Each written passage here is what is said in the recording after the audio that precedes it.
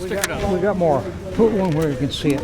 At the state capitol on a cold morning, a celebratory mood for gun rights supporters. It's very important to protect our constitutional rights. Universal background checks, one handgun a month, and red flag laws. We are killing those bills and killing them fast. Yes, sir. All voted down by Republican lawmakers again this year. He blew away my arm from the elbow to the shoulder. Jennifer Bennett was shot at the Navy Yard in D.C. and says she does not blame the firearm. It had never had anything to do with what he was carrying.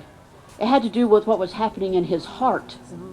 There's a difference in this conversation that we're not having. We shall overcome. Hours later, at the same bell tower, the mood changes. We pray that all people realize the profound impact of gun violence in our community.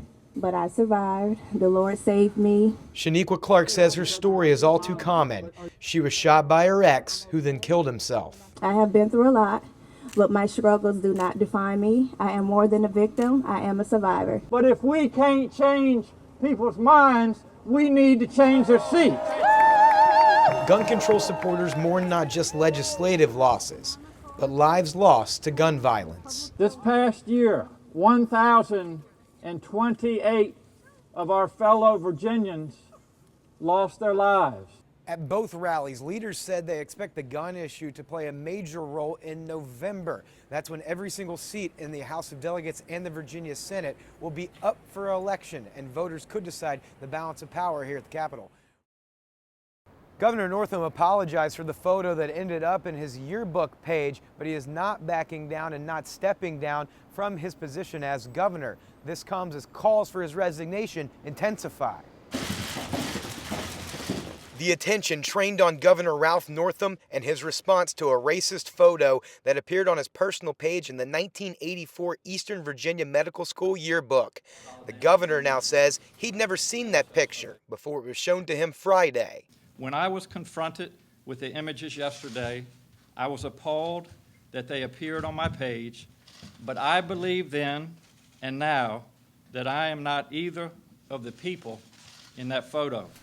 In his initial statement on the controversy, Northam said that it was him in the racist photo, which shows a man in blackface and another person in a KKK hood. The governor walking that claim back Saturday, saying that after conversations with classmates and family, he's sure he's not in the photo. Well, it's not me, and it was horrific, and the fact that it was on my page was just unacceptable, and I felt the need, as did my staff, to reach out and apologize to these folks. Northam claims another moment from 1984 helped jog his memory. That same year, he says, he dressed up as Michael Jackson for a dance competition in San Antonio, Texas, and used shoe polish on his face. That both of them are wrong, but there's a contrast between the blackface and someone standing there in a Ku Klux Klan outfit and me dressed up in a Michael Jackson costume for a dance contest. Virginia's at a crossroads. Many thought Saturday would end with Lieutenant Governor Justin Fairfax in the executive mansion. Fairfax stopped short of calling for Northam to resign, but says the photo has unearthed the pain from Virginia's darker history of racial injustice. It really is a moment of reflection where we have to think about having leadership that unites us and that can help us arise better angels of our nature. Northam's explanation did not do enough to stop calls for his resignation. The Virginia Legislative Black Caucus and Northam's own party still calling for him to step down. Nothing's changed. I think the governor missed the mark on the opportunity to step down today and start the healing process. As much as I love the guy, there's no opportunity for him to continue to serve as governor. Northam says his team will investigate exactly how that racist photo landed on his yearbook page. That investigation comes as politicians, protesters, and his own party think he should step down. In the wake of the controversies at the Capitol, we've heard a lot about the need for honest discussions about race and sexual consent. But those are conversations that can make people uncomfortable. But as Jake Burns tells us, there are some in our community willing to lead that dialogue, including one man with a very famous name.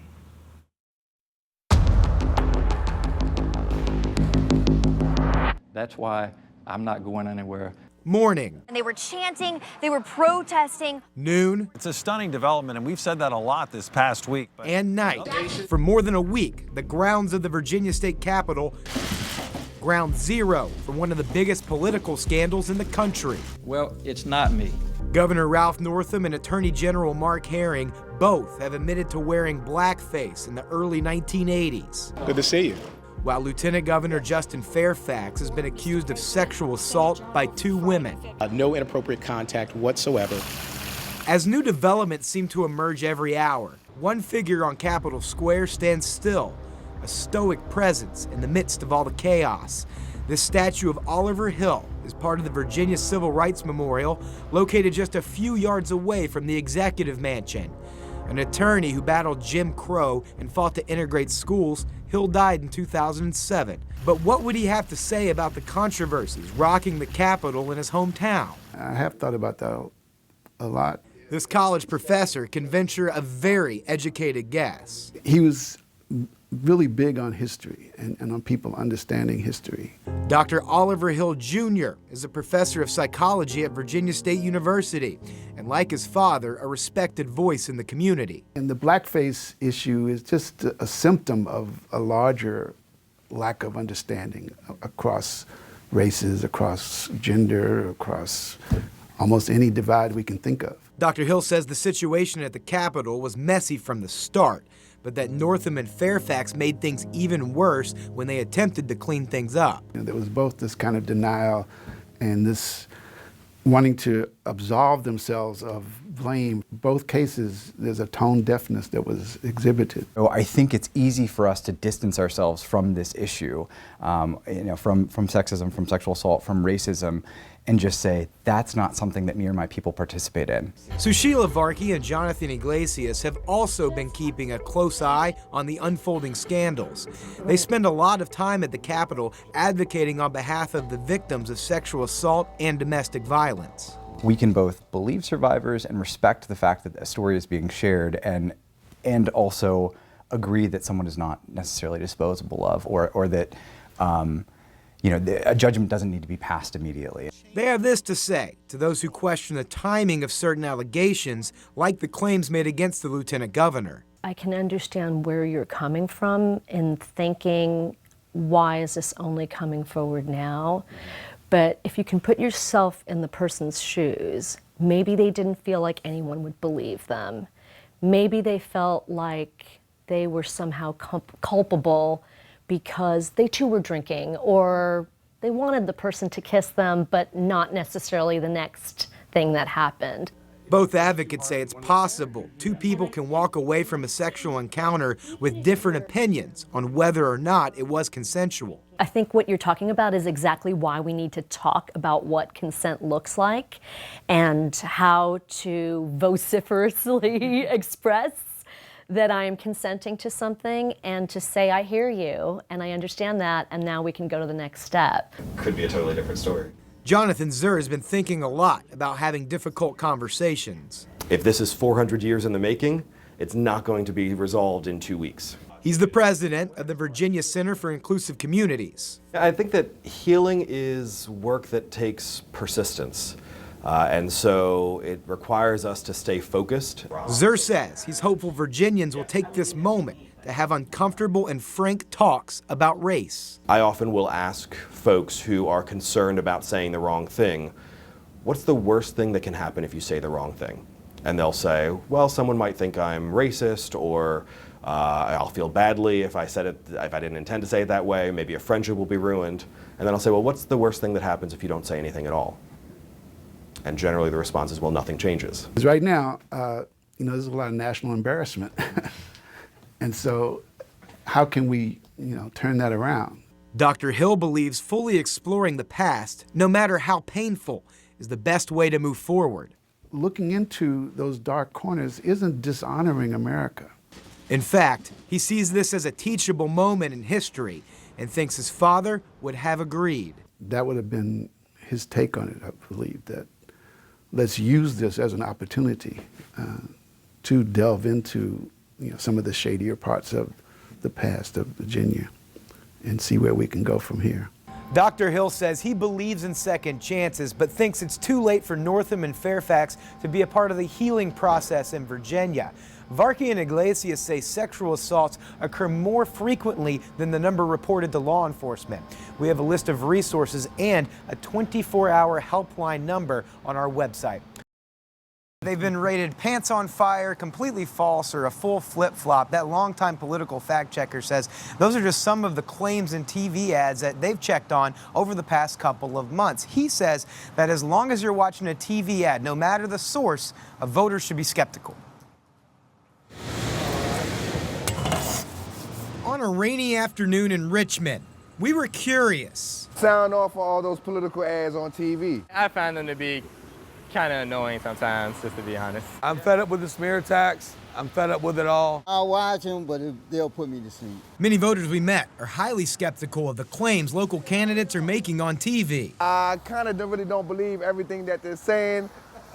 Lately, a lot of politics is a lot of drama, really. I don't know if they're true or not, but people sure do what they need to do to get elected. If I could find them, there's a few that we fact-checked. Warren Fisk's desk looks a lot like many Central Virginia mailboxes. For fact-checkers, it's been a great year. Fisk is the editor of PolitiFact Virginia. PolitiFact says and found both Republicans and Democrats running ads this year that include false claims. Virginia's, it's just not your grandfather's politics anymore. If it sounds ridiculous to you, chances are it is ridiculous. Stretching facts beyond recognition isn't new in political campaigning, but Fisk says he's never seen this many attack ads run in local General Assembly elections. It just tells me that these things are serious, they're tightly contested, they're huge stakes. Many local candidates are trying to tie their opponent, supported Donald Trump, to controversial policies on the national level.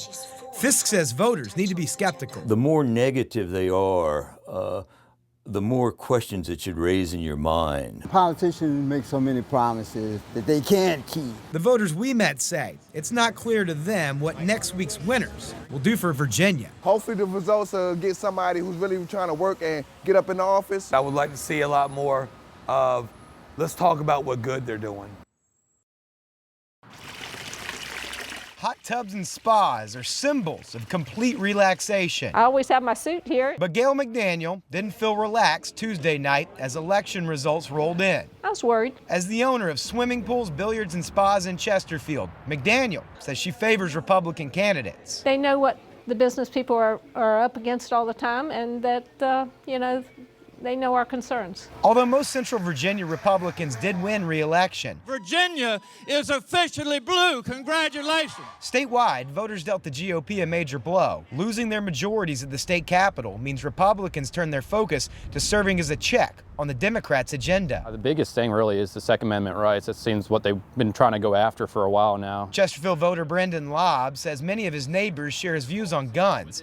He says conservative and rural voters will have a hard time being heard now. It doesn't feel like it does. I mean, we have people that want these things, and it just, just because we don't have the sheer numbers, it's not being represented in the state. To regain relevance, Lobb thinks Republicans need to find a cohesive rallying cry like the other party possessed lately. You see a lot of the liberal and Democratic people coming out to vote. I mean, they're not happy with President Trump, and they're going to make their voices heard. We have to have that voter turnout, and I definitely didn't see that at the polls. It's out of our control now. While Republican leaders warn that Virginia's government will soon look more like California, McDaniel's fingers are crossed. Her party will still have some say. We're where we are now, but if they could all work together, that's my hope.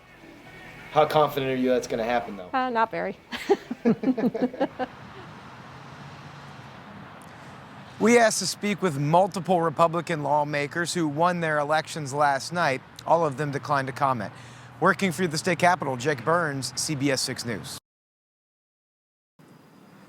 Well, Bill, there have definitely been huddled conversations in the hallways here at the Capitol all day long. We are still waiting to see if lawmakers will take any action on a public hearing.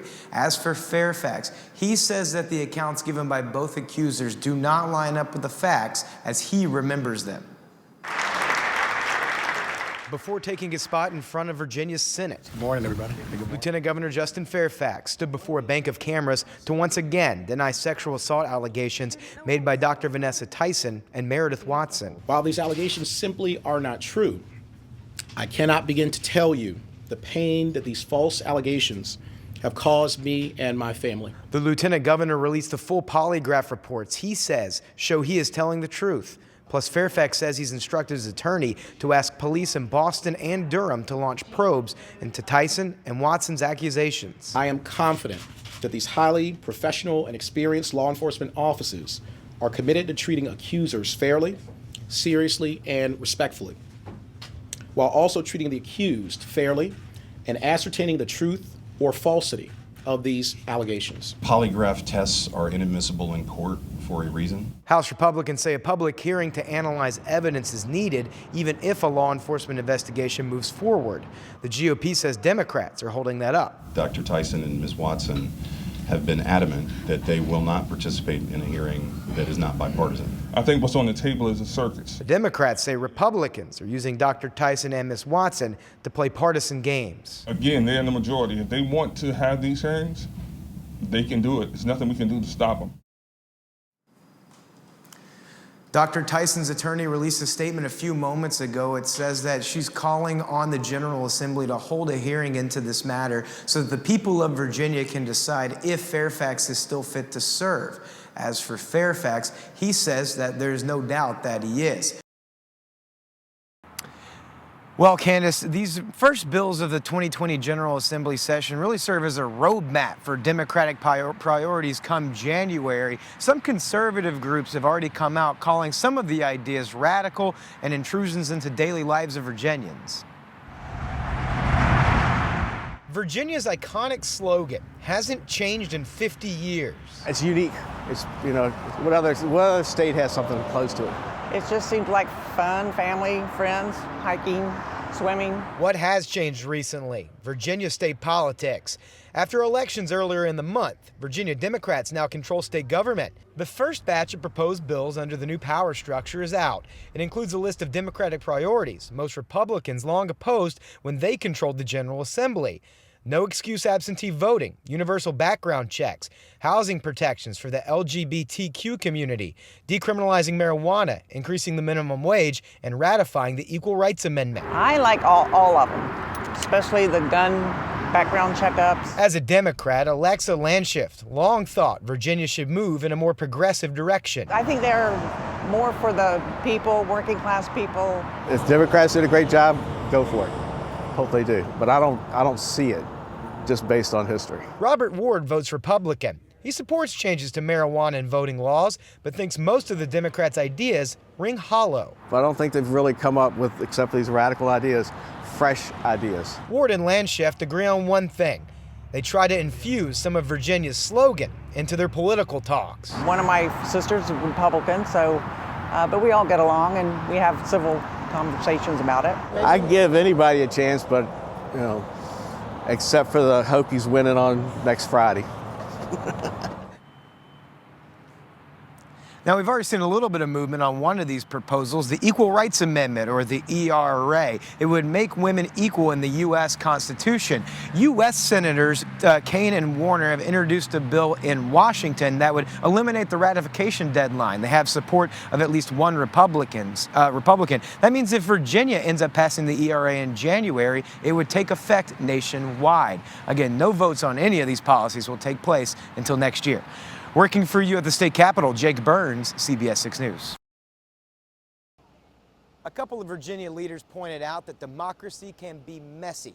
We see it in our current politics, and we see it in our complex history.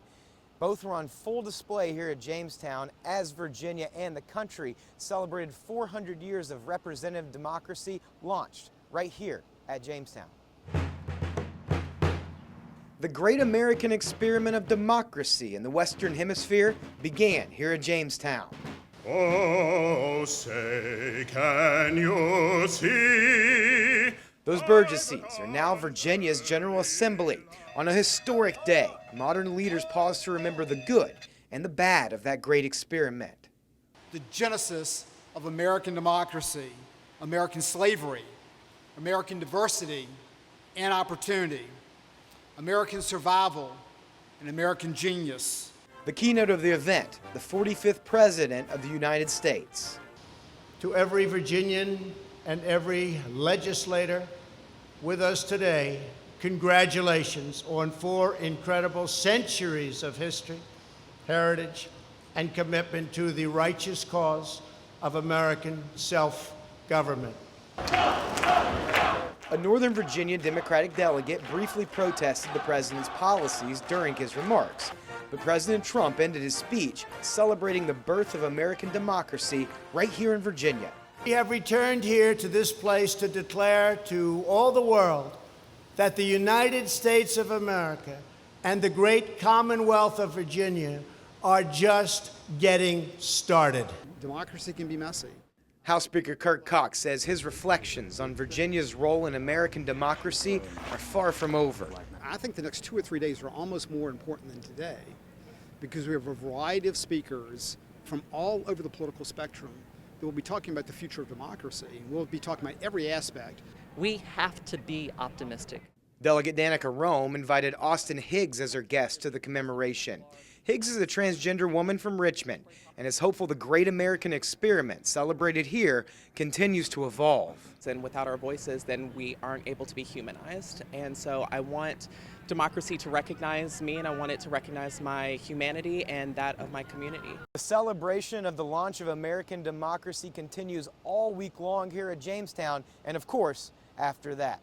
Working for you in Jamestown, Jake Burns, CBS 6 News.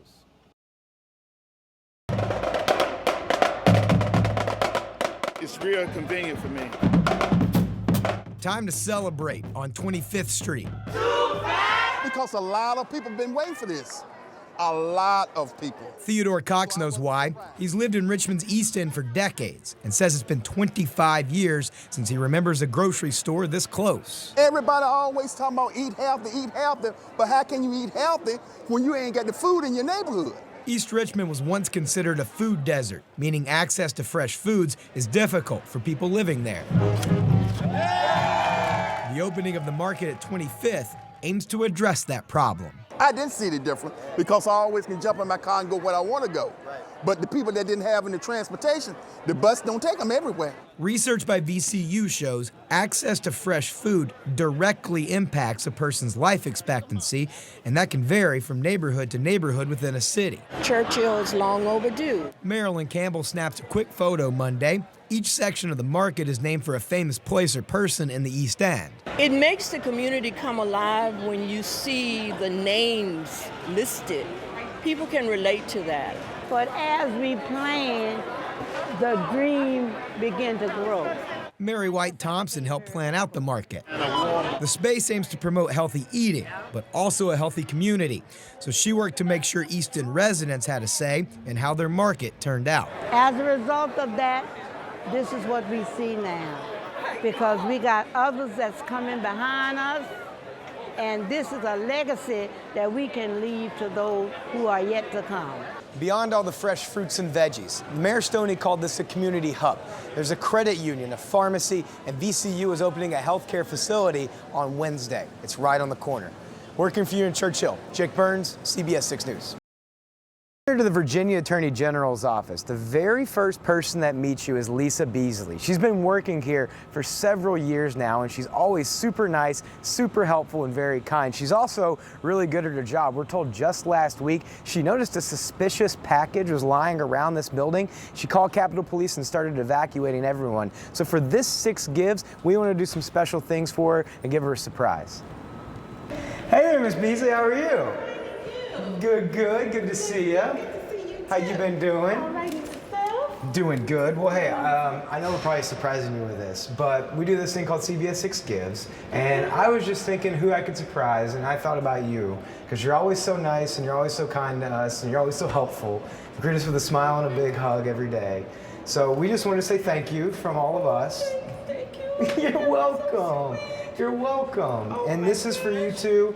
Take it and, get whatever you want over there. So we just wanted to give you a little treat because you make our day so much, and I just wanted to say thank you. Oh, you're very welcome.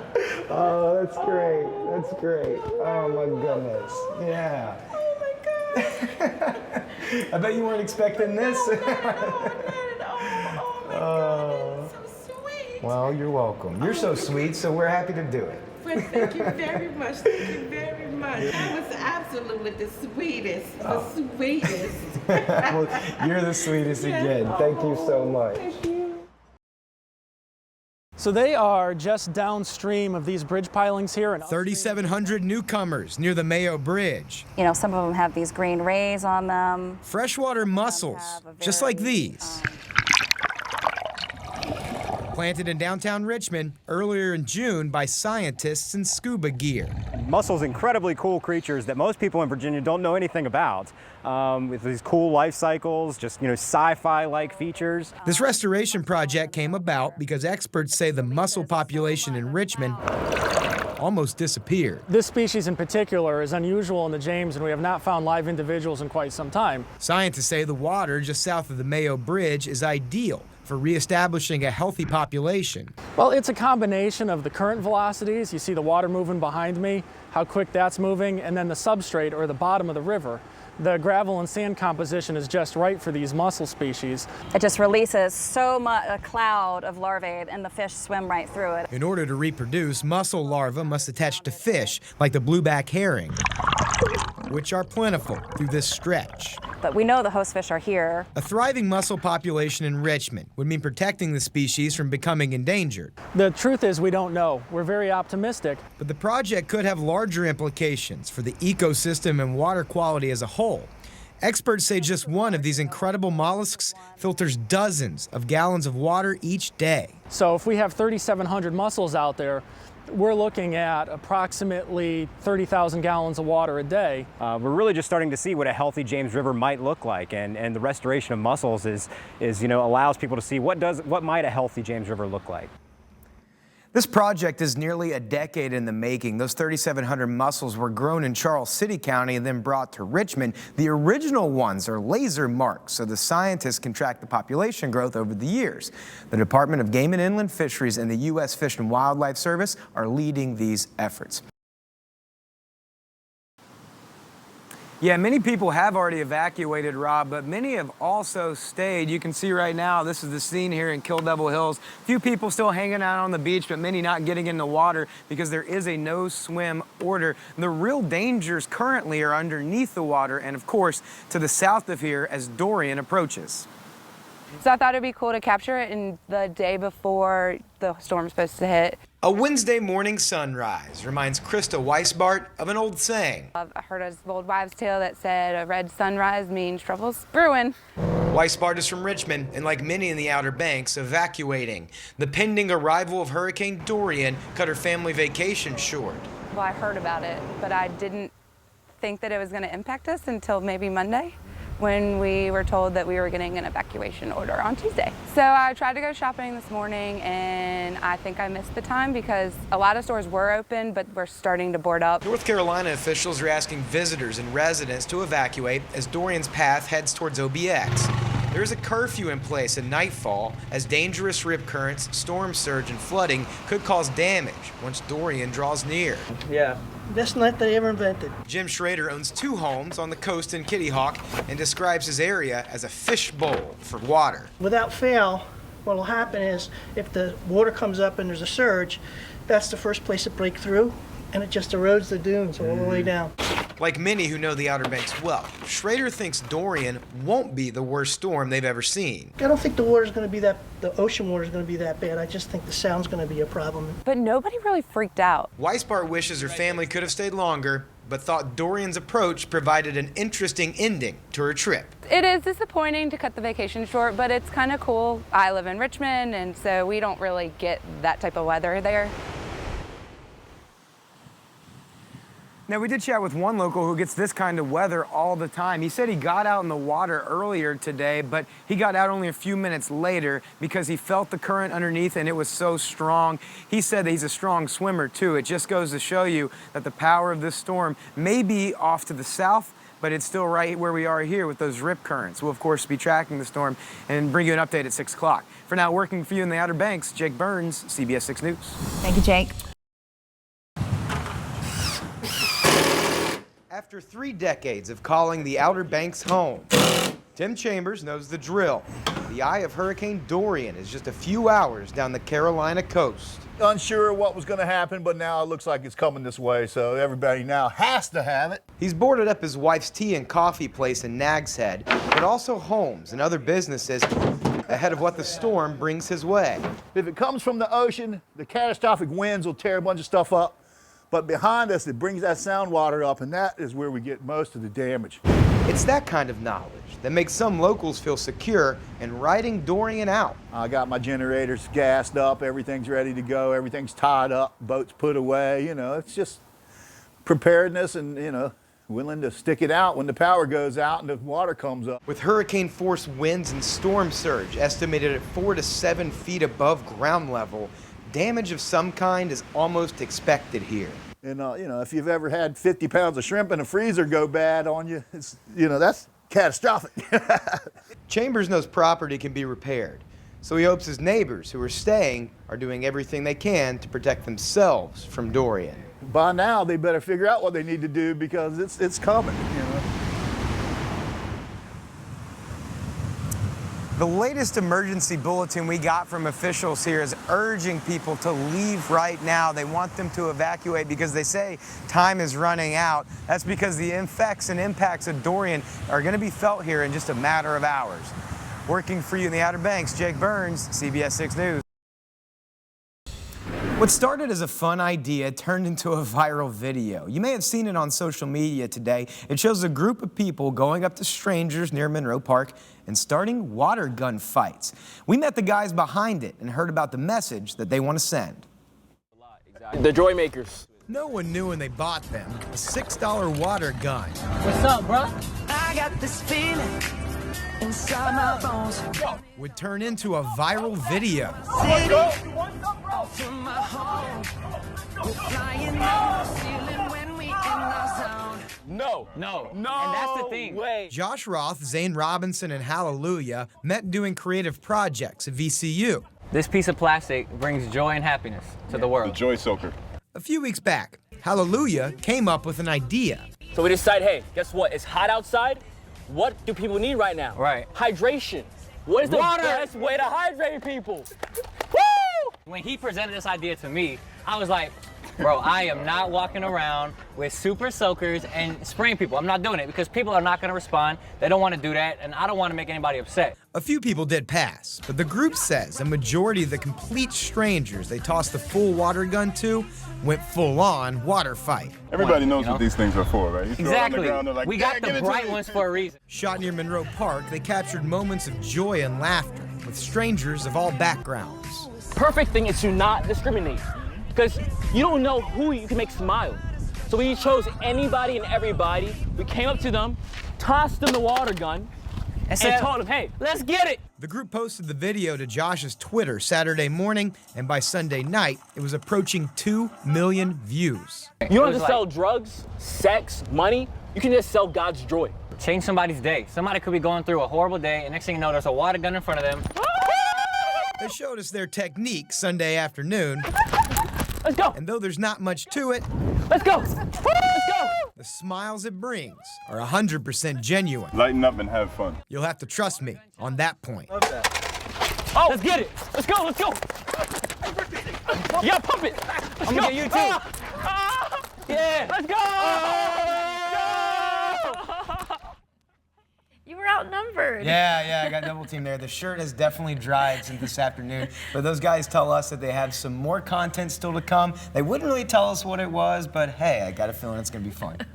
How did they come up with this idea? They just were thinking about it one day. They thought it'd be fun to make a video like that, and they said, hey, let's go out and do it. They had no idea, though, that it was gonna blow up like that. This reminds me of a story my sister told me one time. She was having a really bad day in college. One of her sorority sisters did that to her, but then she started to cry, though. Oh, okay. No crying here, it didn't look like. She'd had such a terrible day. Better late than never, I say. Tucked behind fencing at Virginia's Capitol Square. 400 years of history, getting the final touches. The fencing is up while they stage the statues, and then that will come down. These bronze sculptures blocked from view for only a little while longer. She was chief of the Pamunkey Indians. The Virginia Women's Monument will permanently honor 12 Virginia women in life-size detail. You know, I don't think most people are going to recognize all of the names of these individuals.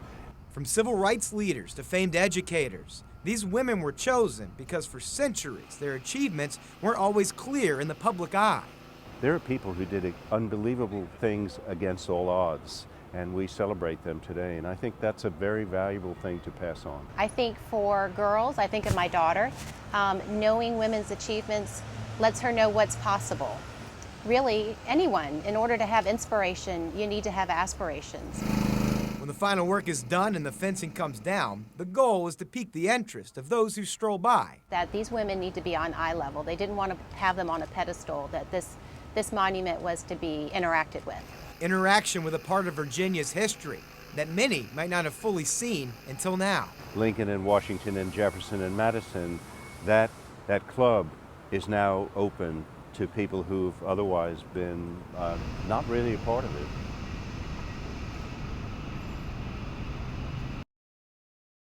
Zach, that sky behind you looks great too. Digitizing the women's suffrage movement. A new exhibit in Richmond aims to tell the stories of the remarkable ladies who fought for their right to vote in a way that's easy to understand in the 21st century. Our Jake Burns joins us now in the studio to explain how. Jake? Well, Julie, I don't know if you ever thought about it, but what if Maggie Walker had a Twitter account? It's really the crux of a new exhibit at the Valentine Museum. It's called #BallotBattle. It takes a look at the women's suffrage movement in Richmond as we close in on the 100th anniversary of the ratification of the 19th Amendment, which gave women in America the right to vote. We've got emojis, we've got the likes, the angry faces. A Twitter squabble, more than a century in the making. Richmond's legacy in the suffrage movement is fairly complicated. The new exhibit at the Valentine Museum is titled #BallotBattle. It tells the story of the women's suffrage movement in Richmond in the early 1900s through the lens of local historical figures with conflicting views on a woman's right to vote. We wanted folks to know that here in Richmond, it really wasn't a foregone conclusion. There really was an aggressive public and social debate at the time. Christina Vita curated the exhibit. Using primary documents, the Valentine translated the arguments of the time into a relatable format for modern audiences. I think our social media feeds update every minute, and you're refreshing Twitter constantly on your phone. Well, they were reading their newspapers by the minute, and they were walking around on the street corners and getting pamphlets handed out. Much like contemporary political debates, Vita says the women's suffrage issue was both nasty and nuanced. For example, prominent African American leaders like Maggie Walker and John Mitchell Jr. supported voting rights but remained relatively quiet. They were hoping for universal suffrage, but really it was a pretty disquieting time for race relations here. Even though the merits of women's suffrage was hotly contested at the time, Vita says people with opposing views were mostly respectful. A lesson, she says, for the digital age. Practice good digital citizenship and engage in a civic and civil way. You can have your opinions and not vilify the people that don't agree with you.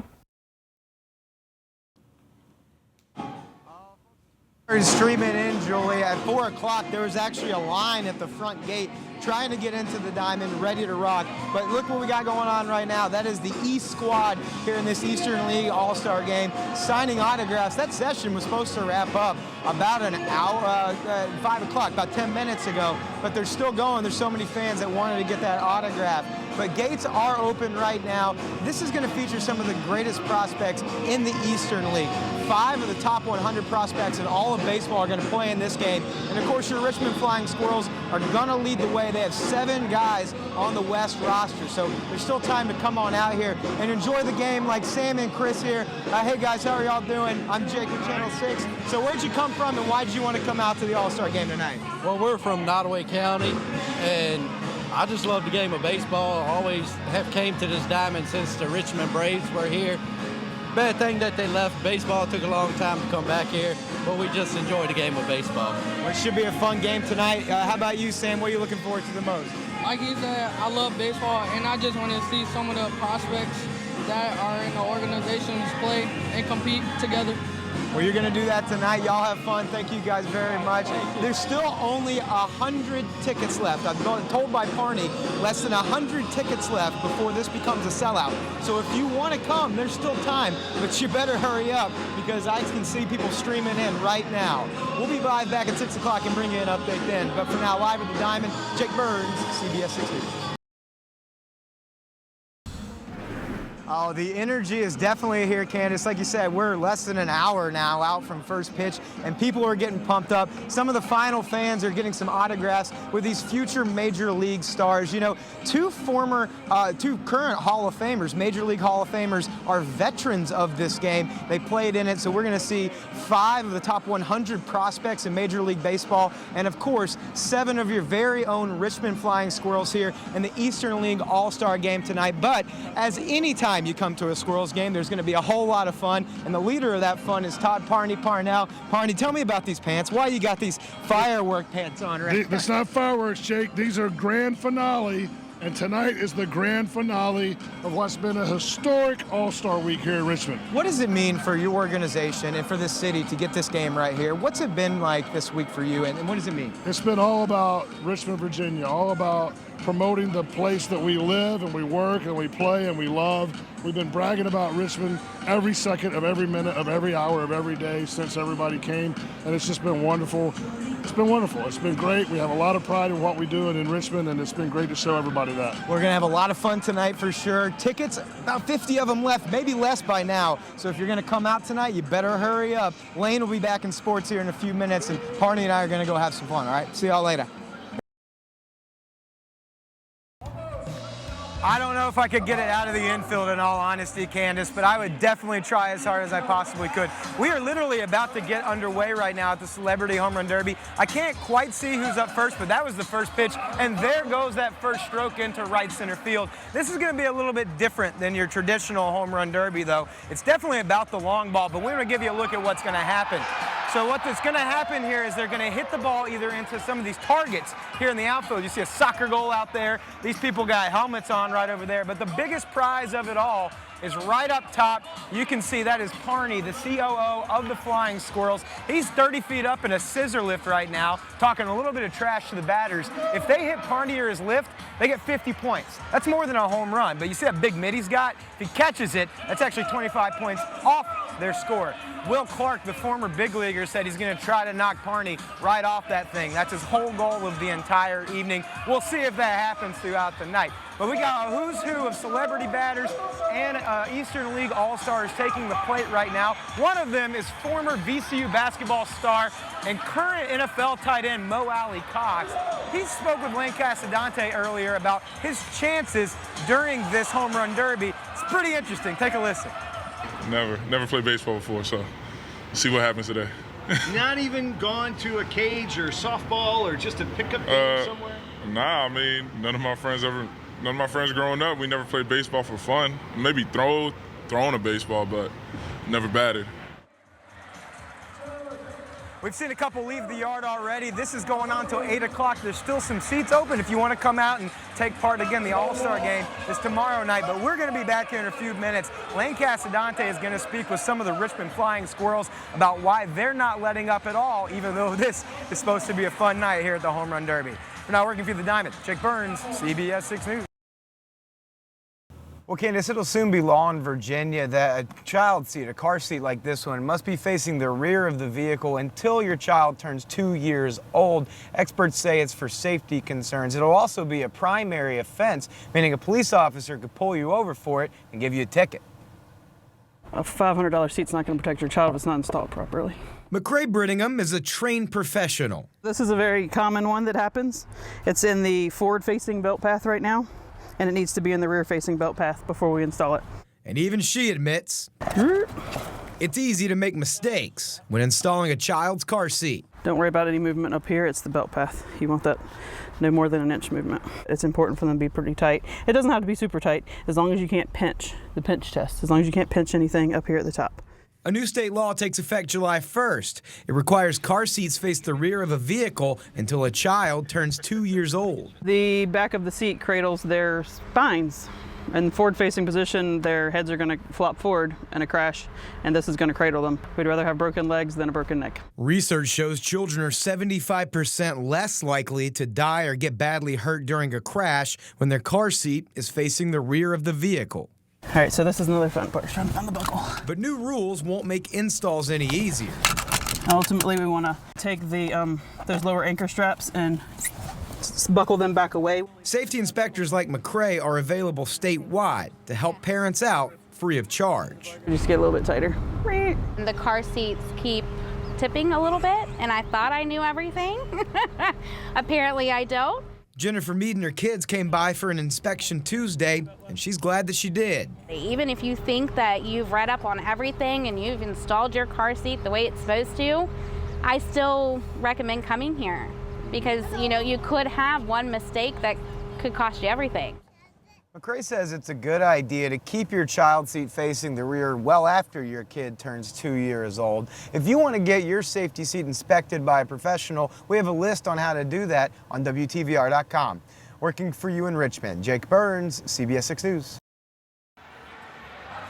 Yeah, you got that right, Lane. There are definitely thousands of fans streaming into JPJ right now. They just opened the doors maybe about 2 minutes ago. And before they opened them, we were standing here inside the arena.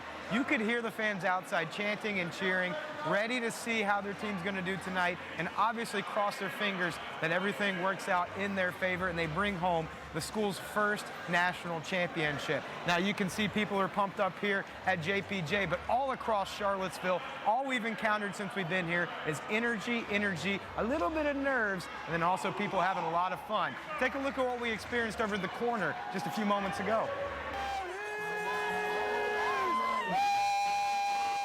We don't play that. We don't play that. We're the best team in the country, and we all know it. Let's go Hoos, baby! The bars will be open. Everybody will be out on the streets. Definitely the most lively the atmosphere will be, while at least in my time here at Charlottesville. I'm honestly a little nervous because I didn't wear the same shirt as I did on Saturday. I feel like I should feel nervous, but like it just seems like it's honestly our year. After the last 2 games, like I feel confident. I think this is it.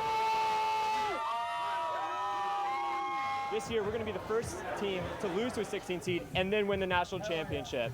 That's how we go. That's how UVA rolls. And we have class tomorrow still. Come on. You got to experience the lows before you experience the highs, you know. 61-57 UVA. I think it would be a huge uniting factor for the city. I think it would be incredibly meaningful. This is the team shirt, so I felt like I had to represent. We are a family, that's UVA. That's kind of what I would say encompasses the university.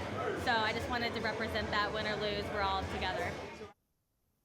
Look, for a lot of these fans streaming in right now, right here where we are at John Paul Jones Arena is where they began this 2018-2019 season of Cavaliers basketball. A lot of them are excited to see what happens. They're going to watch inside on the massive Jumbotron right in the middle of the arena. First come, first serve seating. This is free and open to the public, so we're expecting a really big crowd. In fact, I'm looking outside and the line is still wrapped around the building. People still filing in here as we are now just a little bit more than an hour from tip-off. Working for you in Charlottesville, Jake Burns, CBS 6 News. Yeah, it's known as Dillon's Law, Julie, and it means that when people call 911 to report an overdose, they no longer have to fear being criminally prosecuted. Dillon loved animals. Memories of Dylan McGee. She had a great laugh. You couldn't sit here without laughing too, not even knowing what she was laughing about. Still crystal clear for her parents, Seward and Ann. It's the first thing you do when you wake up is you think about her, and it's the last thing you think about before you go to sleep. August marks 2 years since that Atlee graduate died of an overdose from fentanyl-laced heroin. Dylan's body was found inside the closet of a Chesterfield home where she was using. Police say the homeowner would not let them inside to help her out. It's been a living hell. It really has. The hurt never goes away, but the McGees eventually began looking for ways to do something good in Dylan's memory.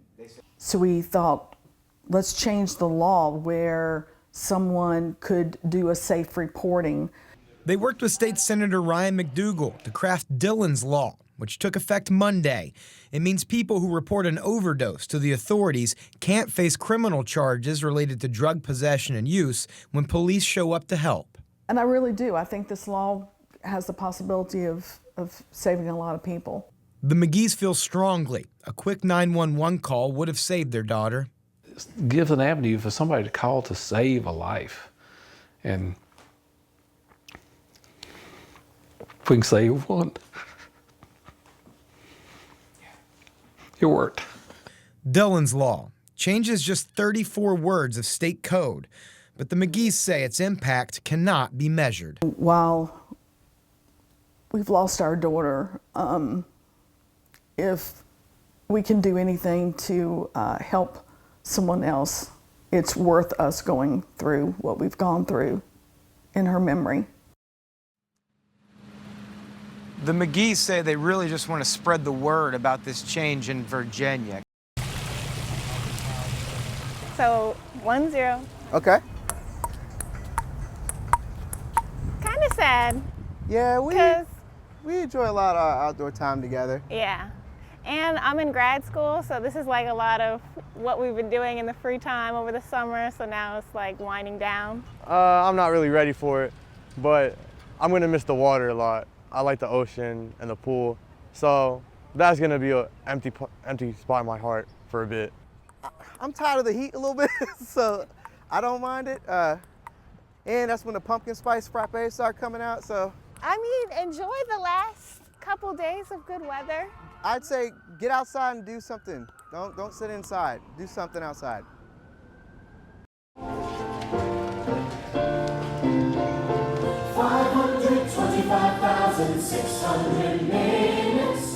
Peg had much of today planned well in advance, which probably comes as no surprise to anyone. Planner, dedicated educator, and the purest of friends. Just a few ways loved ones remember Peg Myrick. She feared nothing. And because of that, she empowered herself to bring so much joy to so many people. I don't feel robbed. At 36 years old, Myrick was diagnosed with stage 4 colorectal cancer, a disease research shows is on the rise among younger adults. She made her mark on so many of us. The Chester native spent the next 3 years after her diagnosis advocating for research and urging others to get screened. Everyone that she touched in her life misses her so much. And instead of saying you only live once, no, you live every day, you only die once. Before she passed in August, Myrick spent her final days living, embarking on a worldwide bucket list trip. To see the Grand Canyon, take an African safari, get arrested, which is a funny story. Friends say Myrick's smile, laughter, and outlook sparked joy in others. Congresswoman Abigail Spamberger said as much. I am changed because of my friendship with Peg, and for the rest of my life, I will carry with me the strength that she gave me and the love that she showed me. The song from Rent, Myrick wanted played at her memorial, asks how you judge a year. All of us are going to die, cancer or not. In a message recorded shortly before her death, Myrick told her friends and family the answer is simple. Love each other. Life is short. We're only here for a short time. So enjoy it. Take care of each other and be kind. I love you.